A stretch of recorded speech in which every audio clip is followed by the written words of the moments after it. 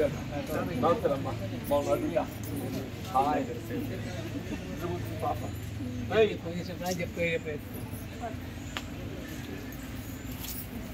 దేవుడు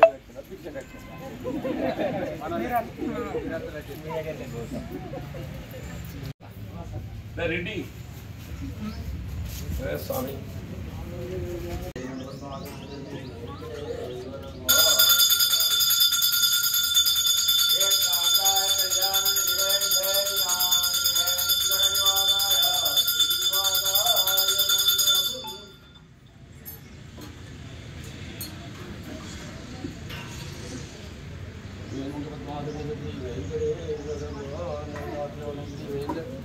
వెంకటేశ్వర స్వామి గోవింద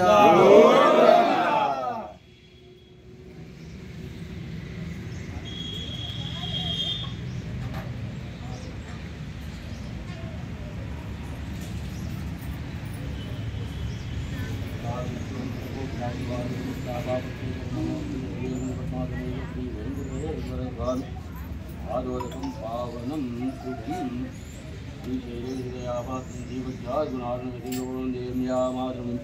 లక్ష్మీనాథమారంభం నాదిగుణమధ్యమాచార్యపర్యంతం వందే గురుపరంపరా యో నిత్యముచిత పదాంబుజే వ్యామోత్కరాంతుదేవేణి తస్మద్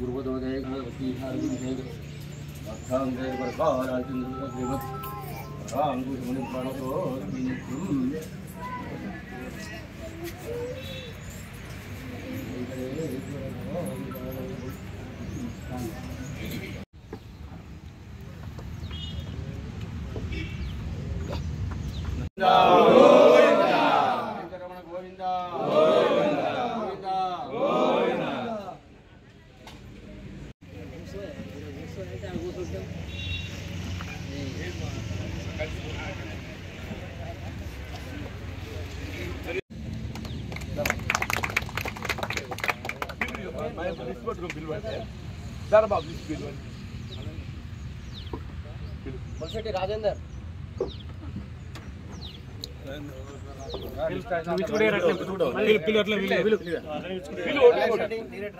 రాజరెడ్డి చాబోయ్ రమేష్ శ్రీనివాస్ నీరజ్ జగన్ నీరజ్ విశ్వనాథం నత్తి లచ్చన్న నీరజ్ మోహన్ చెప్పాల హరీష్ పెరిగేడి గణేష్ బాదినేని గంగారెడ్డి పెరిగేడి రాకేష్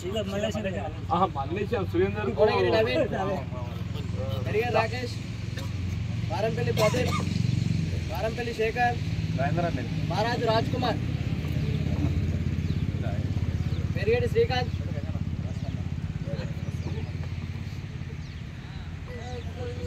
శ్రీకాంత్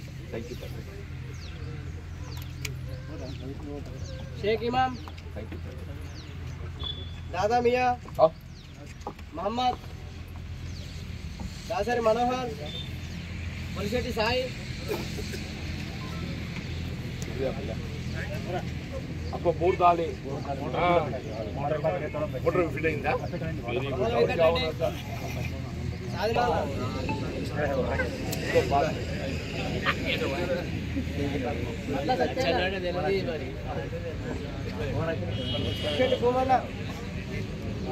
इधर राजू अंकदासर महेश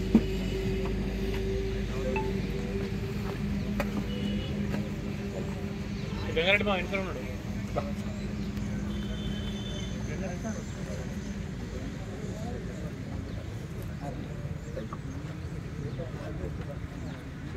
అయిపోయింది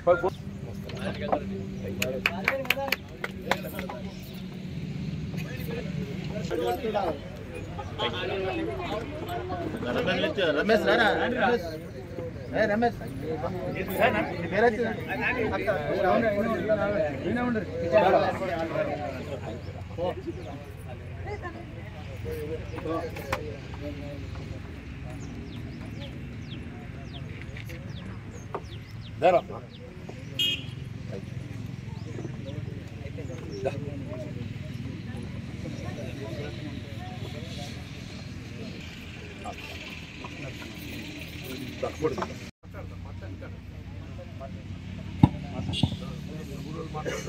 ఇప్పుడు మండల ప్రెసిడెంట్ జూను రాజేంద్రన్ గారు మాట్లాడతారు. ఈరోజు కాంగ్రెస్ పార్టీలో జాయిన్ అవ్వడానికి మన ముందుకు వచ్చిన బొలిశెట్టి గంగారెడ్డి గారు, ఎంఆర్ నారాయణ గారు,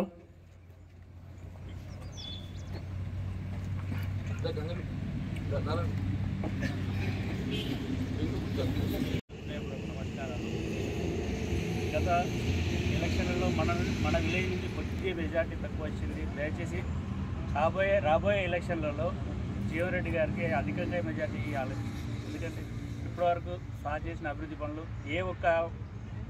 ఏది చూసినా కొత్తవి కానీ పాతవి కానీ సార్ దృష్టిలో ఉన్నాయి. మనకి ఇంకేమైనా కావాలన్నా కూడా సార్ చేయడానికి సిద్ధంగా ఉన్నాడు. కాబట్టి దయచేసి మనందరం సార్కు మెజార్టీ ఇచ్చి గెలిపేయాలని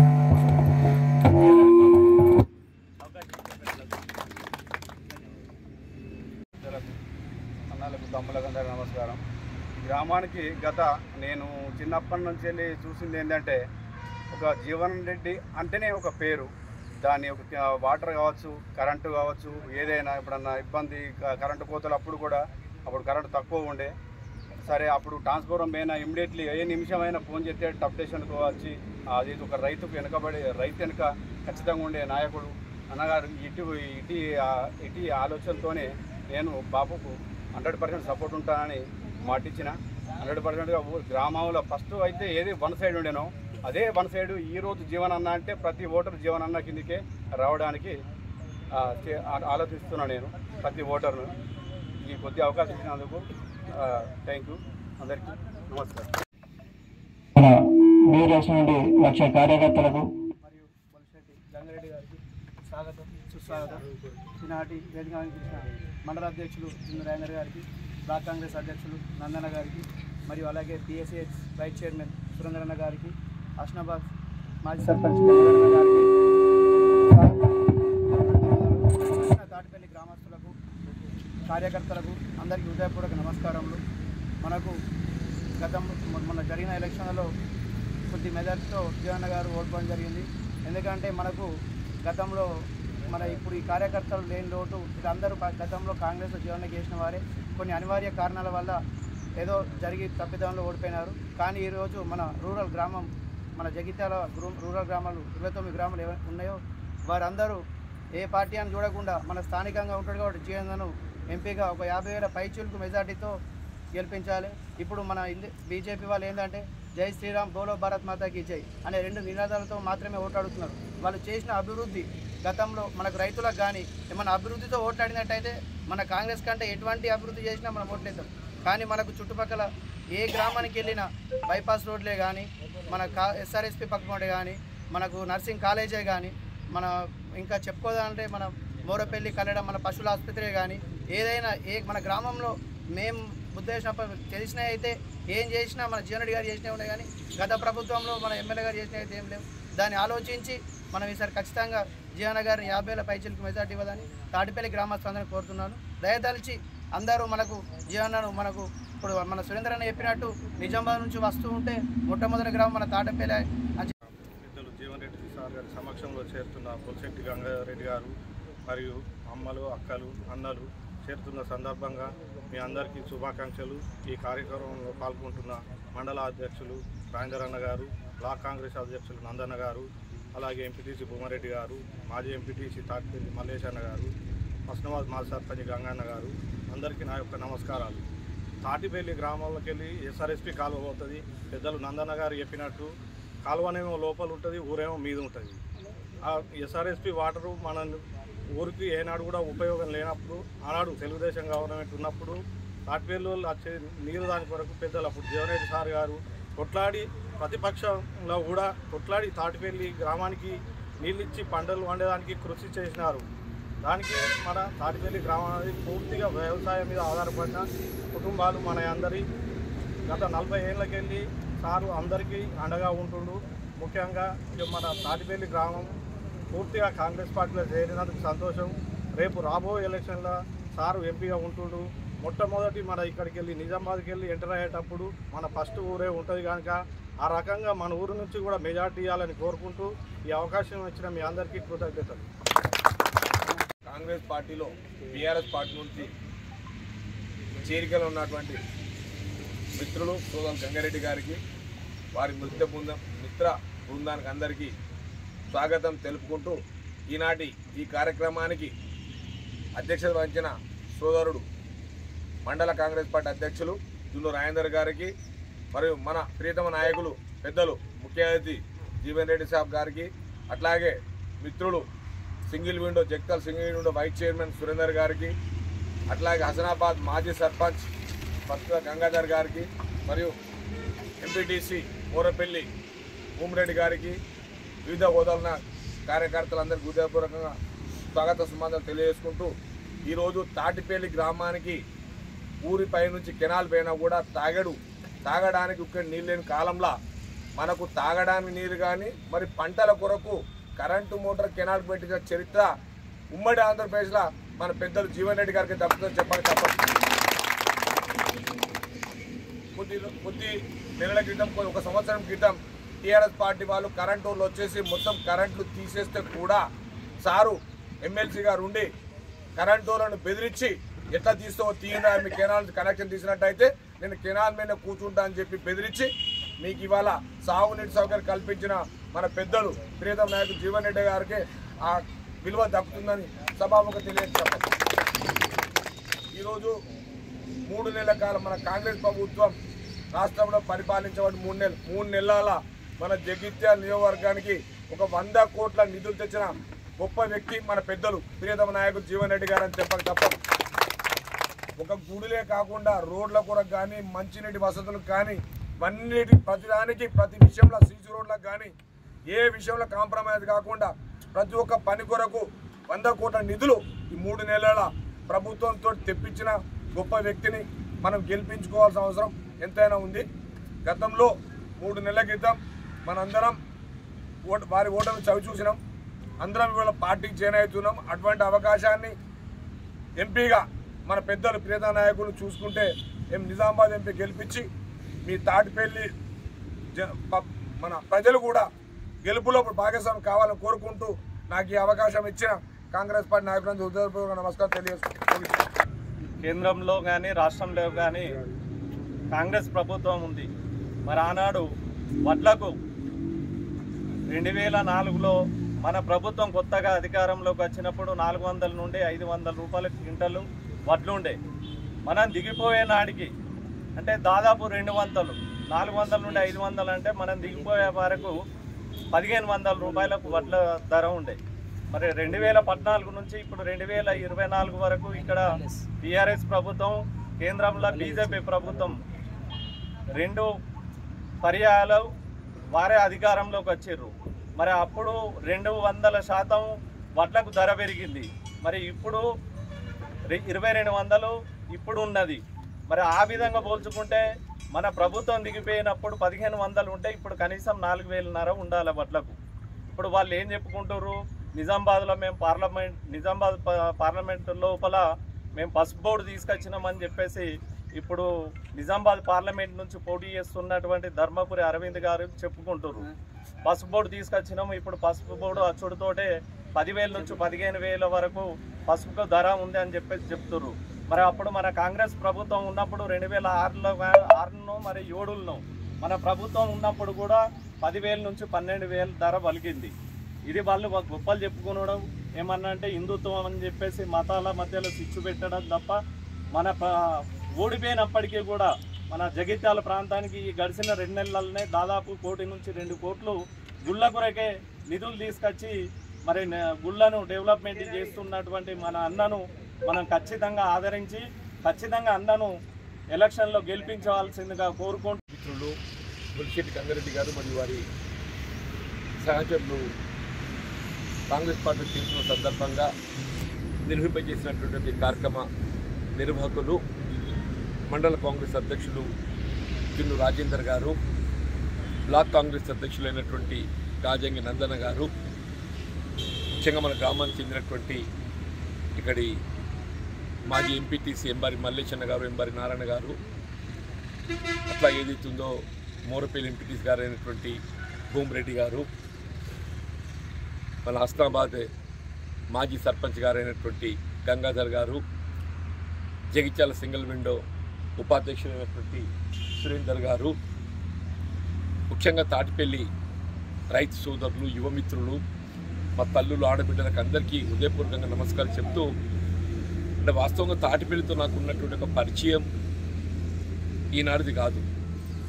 నేను ప్రజా జీవితంలోకి అడిగిడి 4 దశాబ్దాలు గడిచిందే.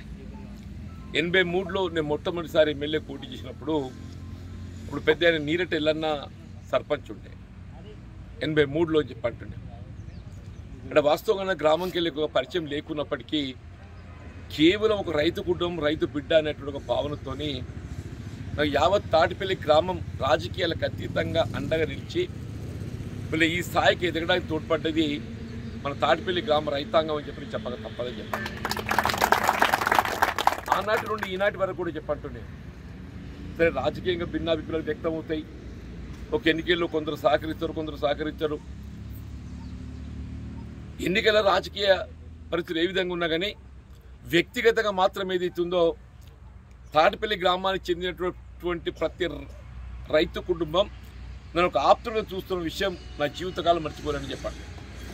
అట్లాగే తాటిపల్లికి సంబంధించినటువంటి ఒక ఏ అభివృద్ధి కార్యక్రమం కానివ్వండి, ముఖ్యంగా అందరం రైతాంగం కాబట్టి ఇప్పుడే మిత్రులు మాట్లాడినట్టు ఇలా కాకతీయ మెయిన్ కెనాల్ ప్రధాన కాలువ మన ఊరికి వెళ్ళిపోయింది.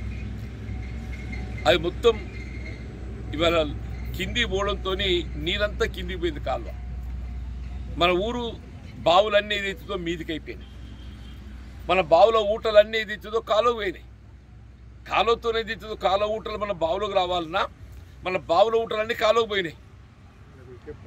దాంతో ఏదైతున్నదో మన భూములన్నీ ఏదైతుందో కాలువకు పైభాగం ఉండడంతో సాగునీటి లభ్యత పొందలేకపోయింది. కానీ ఆనాడు ఏదైతుందో ఏ కాకతీయ కాలువ మన గ్రామంకి వెళ్ళి పోవడంతో మన భూములు కోల్పోయినాం. మన ఆస్తులు కోల్పోయి ఏదైతుందో ఇవాళ వ్యవసాయానికి సంబంధించి నీరు లభ్యత పొందలేకపోవటం నిజంగా బాధాకరమని చెప్పంటున్నాను. ఆనాడు 83కి వెళ్ళి చెప్పంటున్నాను, రైతాంగానికి అండగా నిలిచి కిందికి నీళ్ళు పోతే మరి మీద మోటార్లు పెడితే ఎట్లా అని చెప్పని మాట్లాడి, నేను అసలు మా భూములే పోకుంటే నీ కాలువ నీళ్ళు ఎక్కడికి వెళ్ళొస్తాయి, కిందికి నీళ్ళు ఎక్కడికి వెళ్ళొస్తున్నాయి, మా భూములు కోల్పోతే నీకు నీళ్ళు వస్తున్నాయి, అక్కడ మా పంట పొలాలు ఎండబెట్టుకొని నీకు నీళ్ళు ఇవ్వాలనే ఇది కూడా చెప్పిన కథ అని చెప్పాను. ఏదైతుందో కాలువ మోటార్లు పెట్టించి ఆనాటికి వెళ్ళి ఈనాటి దాకా ఏదైతుందో ఏ విధమైన ఆటంకం లేకుండా ఏదైతుందో నిరభ్యంతరకరంగా మోటార్లు నడుపుకునే విధంగా మరి కార్యక్రమాన్ని అమలు చేయడానికి నేను మీకు అన్నా నిలబడ్డాను చెప్పి ఇవాళ. అంతేకాదే ముఖ్యంగా ఎన్నికలు అన్నప్పుడు ప్రతి రాజకీయ పార్టీ వాళ్ళ గురించి మంచిగా చెప్పే ప్రయత్నం చేస్తారు.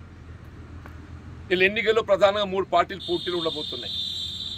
మన కాంగ్రెస్ పార్టీ ఒకవైపు అయితే వీళ్ళు ఎన్డీఏ కేంద్రంలో అధికారం ఉంది 10 సంవత్సరాలకి వెళ్ళి, బీజేపీ ఇంకొక వైపు, నిన్నటి వరకు రాష్ట్రంలో అధికారంలో ఉన్న టీఆర్ఎస్ పార్టీ ఇంకొక వైపు.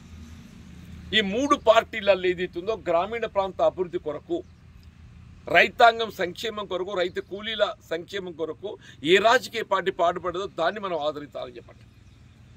నిజంగా మన మోడీ గారు వచ్చిపోయినారు ఇక్కడికి, భారత ప్రధాని. అందరూ కూడా సంతోషపడ్డ భారత ప్రధాని మన జగిత్యాలకు వస్తుందని చెప్పండి ఎవరికైనా గర్వంగా ఉంటుంది. ఈ ప్రాంతానికి సంబంధించినటువంటి ఒక రైతాంగానికి సంబంధించి ఏదైనా కార్యక్రమం ప్రకటిస్తామని చెప్పని భావించడం చెప్పండి. ఆయన 10 సంవత్సరాలు యూపీ అధికారం నుండి మనం ఏం చేసినాం, వీళ్ళు ఏం చేసినాం. మొన్న ఏమన్నాడు, 1300 రూపాయలు ఉన్నటువంటి ఒక వరిధాన్యం మద్దతు ధర 2200 అయిందని చెప్పానట. నిజమే అయింది 2200. అంటే ఎంత పెరిగింది? 900 పెరిగింది. అంతేగా 1300 ఉన్నది 2200 అయింది అంటే 900 పెరిగింది. ఇప్పుడే మిత్రుడు రాజేందర్ చెప్పాడు, 2014లో ఏదైతుందో కాంగ్రెస్ పార్టీ అధికారానికి వచ్చే నాడు అతము తెలుగుదేశం పార్టీ ఉండేనే వడ్ల ధర 450 రూపాయలు క్వింటల్ ఉండేది. ఆ 450 క్వింటల్ ఉంటే కూడా అటు మార్కెట్లో కానీ రైస్ మిల్లర్ దగ్గర కానీ 50 రూపాయలు కోత పడుతుంది. మరి దిగిపోయే నాటికి ఏదైతుందో 450 రూపాయల మద్దతు ధర 2014 నాటికి ఏదైతుందో 4 నుండి 14 నాటికి ఏదైతుందో 1300 అయింది. ఎక్కడ 450 ఎక్కడ 1300 చెప్పంటుంది. ఎన్ని రెట్లు పెరిగింది? 3 అంతలు అంటే 450 200% పెరిగింది. 1300కి వెళ్ళి 2200 ఎంత పెరిగినట్టు ఒక 70% పెరిగినట్టే. అంతేగా చెప్పంటున్నా, ఆనాడు దేశంలో ఎక్కడ లేని విధంగా రైతాంగానికి ఉచిత విద్యుత్ కల్పింపజేసింది కాంగ్రెస్ పార్టీ. ఆనాడు ముఖ్యమంత్రి వైఎస్ రాజశేఖర రెడ్డి చెప్పండి. మరి 2004 ఎన్నికలు చెప్తే అందరూ ఆశ్చర్యం, ఇది అవుతుందా పోతుందా, ఓటు కోసం గట్లే చెప్తారన్నారు. కానీ అధికారానికి వచ్చినాక కాంగ్రెస్ పార్టీ వైఎస్ రాజశేఖర రెడ్డి గారు ఏదైతుందో ఎన్నికల్లో పేర్కొన్న విధంగా రైతాంగానికి విద్యుత్తు భారం కాకుండా ఇవాళ ఏదైతుందో ఉచిత విద్యుత్ ఇవ్వాలని కొనసాగుతుందని చెప్పండి. తదుపరి ఏర్పడ్డ టీఆర్ఎస్ పార్టీ కూడా దాన్ని కొనసాగించింది. మనం దాన్ని ఆరంభింపజేసినాం, తర్వాత టీఆర్ఎస్ పార్టీ కొనసాగింపజేసింది. అంతేకాదే రైతాంగాన్ని మద్దతు ధర గ్రామ స్థాయిలో ధాన్యం సేకరణ కేంద్రాలు ఏర్పాటు చేసిన ఊహించినారే.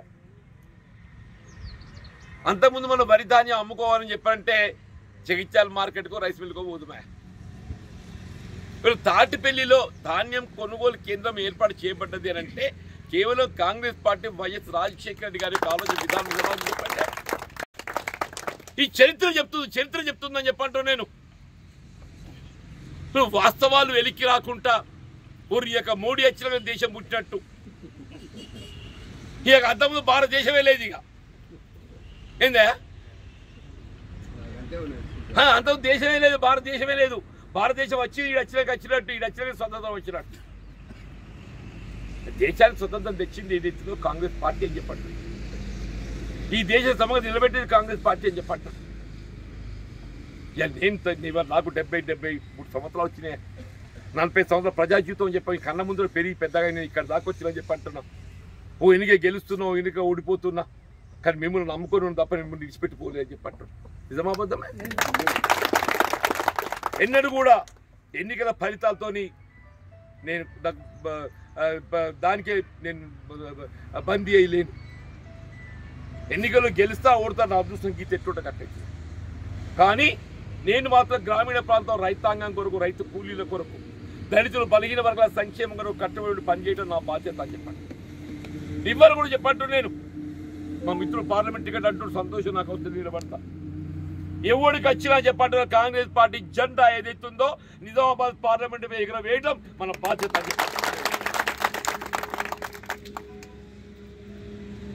పొలిశెట్టి గంగారెడ్డి ఆయన ఒక రైతు బిడ్డ కాపుదాన పోవడం చెప్పంటున్నాను నేను. కాబట్టి ఏదైతుందో రైతులకు లాభం కావాలి, రైతులకు లాభం అనుకూరాలని చెప్పంటే కాంగ్రెస్ పార్టీలో సాధ్యమని చెప్పని ఆయన ఇవాళ మనతో చేయగలిపారు. ఎందుకు అత్తులు మనతో చేయగలపడానికి? రైతుకు మేలు చేయడానికి ఒక అత్తులని చెప్పంటున్నాను నేను. ఆయన ఏ లక్ష్యంతో కాంగ్రెస్ పార్టీలో చేరుతున్నాడో నీ లక్ష్య సాధన కొరకు ఏదైతుందో రైతాంగం సంక్షేమం కొరకు నేను కట్టుబడి ఉంటాను చెప్పని మనం చెప్తాను. దయచేసి ఏదైతుందో నేను మిత్రులందరూ, మా మిత్రుడు రాజేందర్, నేను ఇదాకా ఏదైతుందో సరే ప్రభుత్వం అధికారం ఉన్నది, ఏదో పని అవుతుంది కావచ్చు కదా ఆశపడ్డాడు. కొనియాక నీళ్ళలో ఎలిపెట్టినట్టు అయిపోయింది. నీళ్ళలో ఎలిపెడితే ఏముంటుంది? ఏం రాదు, వాసన రాదు, ఏం రాదు. టీఆర్ఎస్ పాడ గట్లాడు, ఏ వాసన కూడా రాలేదు చెప్పి అంటున్నాను. తాటిపల్లి మూరపల్లి రోడ్ అయింది. తాటిపల్లికి వెళ్ళేది ధరూరు దాకా రోడ్ వేసుకున్నాం, బైపాస్ రోడ్డు. తాటిపల్లికి అంబారిపేట దాకా రోడ్ వేసుకున్నాం. నిజమాబద్ధమై తాటిపల్లికి అంబారిపేట రోడ్ ఎప్పుడు పడ్డది? ఉమ్మడి రాష్ట్రంలో కాంగ్రెస్ పార్టీ ఇచ్చిందని చెప్పంటారు. తాటిపల్లికి ధరూరు దాకా బైపాస్ ఎప్పుడైంది? మన కాలంలో. ఇవాళ జగిత్యాలు రాకుండా, జగిత్యాలు పోకుండా నువ్వు డైరెక్ట్గా కెర్మేర అవుతావు. నిజమాబద్ధమే. సౌకర్యం అనుకూర్చేది కాంగ్రెస్ పార్టీ అని చెప్పంటాను నేను. దయచేసి నేను నిజంగా మిత్రులందరూ కూడా ఒక సమావేశానికి, ఒక వేదికకి వచ్చిన సందర్భంగా అందరికి హృదయపూర్వకంగా స్వాగతం చెప్తూ, నేను మిత్రుడు గంగారెడ్డి గారికి ఏదైతుందో వారికి కాంగ్రెస్ పార్టీలో ఆహ్వానం తెలుపుతూ, శీతలు కావాలని చెప్పి అంటున్నా. నాకు ఆనాటి నుండి ఈనాటి వరకు ప్రజా జీవితంలో అండగా నిలబడ్డది ఎవరు? రైతు. మరి ఆ రైతులకు పాటు పడే బాధ్యత నా మీద ఉంటుంది, ఉండదే? నేను పాటు పడతా అంటున్నాను నేను. ఇవాళ ఏదైతే కేంద్ర ప్రభుత్వం, ఆనాడు యూపీఏ ప్రభుత్వం ఎట్లయితే దేశం మొత్తంలో రుణమాఫీ చేసింది రైతులకు, నువ్వు కూడా చేయవే 1 లక్షలు 2 లక్షలు చెప్పంటే ఓ నేను చెయ్యో నేను రైతులకు అప్పు మాఫీ చేస్తే సోమరిపోతాయి ఇక చూడవే కథ రైతుకు రుణమాఫీ చేస్తే సోమరిపోతాయితాడు మరి అదే అంబానీ అదాని లాంటి పెద్ద బడా వ్యాపారవేత్తలకు ఏదైతుందో నువ్వు లక్షల కోట్లు మాఫీ చేస్తున్నవే మరి వాడు సోమరిపోతు కాడానే చెప్పన్నా మనకెంత ఎక్కువ 1 లక్ష రూపాయలు 2 లక్షల రూపాయలు ఎవడో పెద్ద రైతు నాటుంటాడు మీకు అందరికి ఎవరు చూసినా 50,000 లక్ష కంటే ఎవరికి ఎక్కువ అప్పు ఉండదు మనం మాఫీ చేస్తే 1 లక్ష రూపాయలు మనం సోమరిపోతులు అవుతాం అదే అంబానీ అదాని ఏదైతుందో వాడు నాన్ ప్రొడక్టివిటీ అకౌంట్ NPA అని చెప్పారు చదువుకున్న వాళ్ళకి గూగుల్లో కొట్టుడు వస్తుంది గూగుల్లో కొట్టుడు వస్తాం వాళ్ళకి అందరికి వెళ్ళి చదువుకున్న పొలం మల్లేశ్వరం కొట్టుడు కొడుతుంది ఇప్పుడు ఓ మల్లేశ్వరం గూగుల్లో కొట్టు వస్తుంది మనకి అంబానీ అదానికి ఏదైతుందో ఎన్ని లక్షల కోట్ల అప్పు మాఫీ అయిందో చెప్పంటూ నేను 13 లక్షల కోట్లు సార్ 13 లక్షల కోట్లు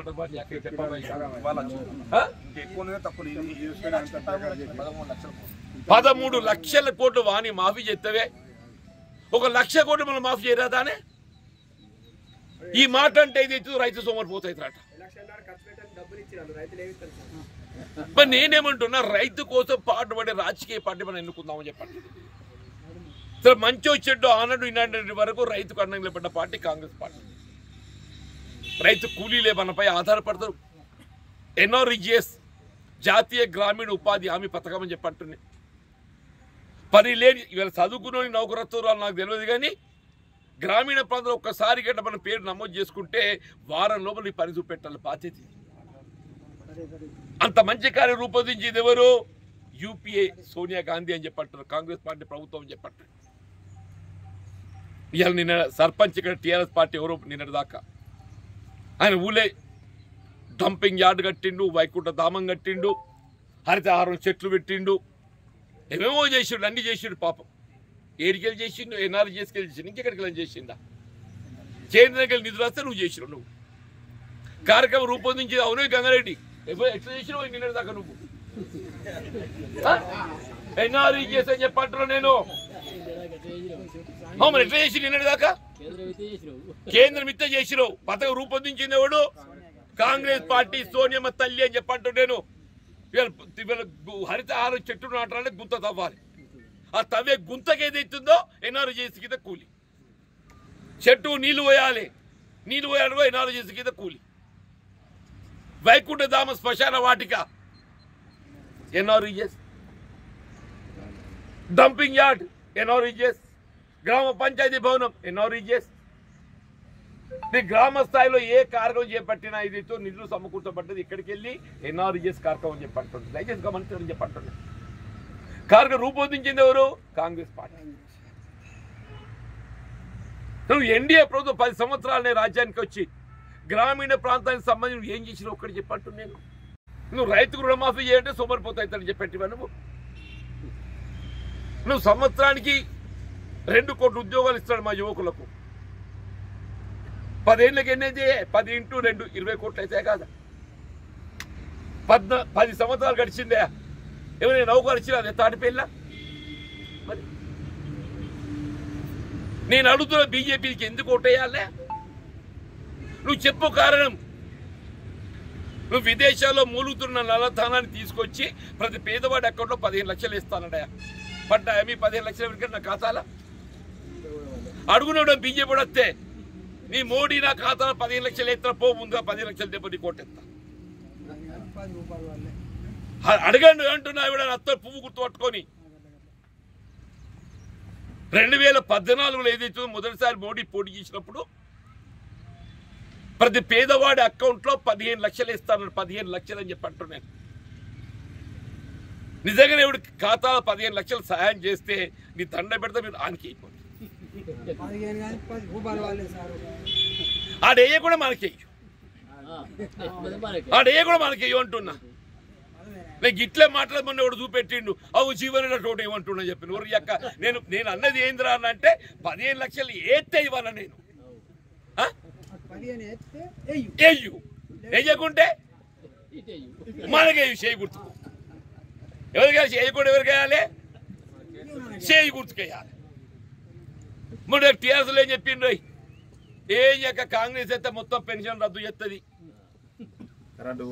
కరెంటు పోతుంది చెప్పినా లేదే మా ఆడబిడ్డలు అందరూ కూడా ఏది ఎత్తుందో పిడత కాంగ్రెస్ వస్తే ఇక మా పెన్షన్ వస్తుందో రాదో ఆడు జీవనుడు ఉంటుండే పోతే కానీ మేమీద కార్కి కొట్టేస్తాం ఎందుకు పెన్షన్ ఆశ అవునావా నువ్వు తల్లి అందరు లేక సత్యవంతులు ఉంటారా నువ్వు సత్యవంతురాలు నేనేమంటారు పెన్షన్ బంద్ అయినాయి అత్తునే లేవే రైతు బంధు కూడా చెప్పంటారు నేను వ్యవసాయం చేసే ప్రతి రైతుకి ఏదైతున్నదో నీకు రైతు బంధు రైతు భరోసా పేరుతో ఏదైతుందో మీకు ఇవాళ ఎకరానికి 5,000 పడుతున్నాయి రేపు ఏదైతుందో 7,500 రూపాయలు మీకు ఇప్పించే బాధ్యత నాది అని చెప్పండి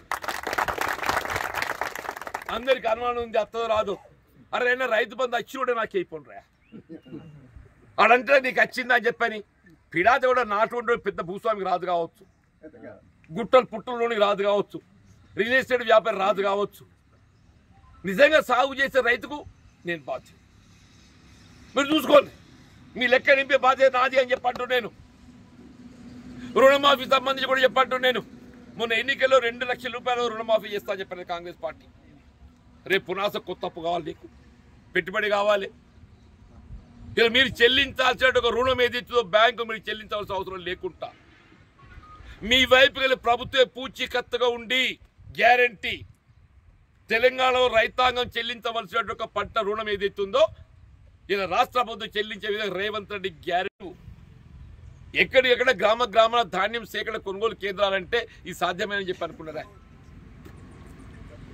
నీకు అడితి లేదు హమాలి లేదు రవాణా ఛార్జీ లేదు తప్ప లేదు తాలు లేదు దుమ్ము లేదు దూరి లేదు ఎట్టుంటే అట్లా వడ్డు తొక్కించిన ఘనత కాంగ్రెస్ పార్టీ నిజమవుతుంది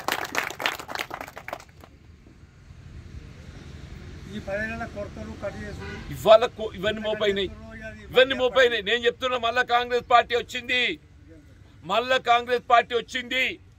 2014 వరకు ఏ విధంగా రైతాంగానికి ఏ విధంగా కోతలు లేకుండా ధాన్యం సేకరణ చేయడం జరిగిందో రేపటి నుండి మళ్ళీ ఏదైతుందో ఏ విధంగా కోతలు లేకుండా మీకు ధాన్యం సేకరణ చేపించే ఒక బాధ్యత కాంగ్రెస్ పార్టీ నాది అని చెప్పంటున్నా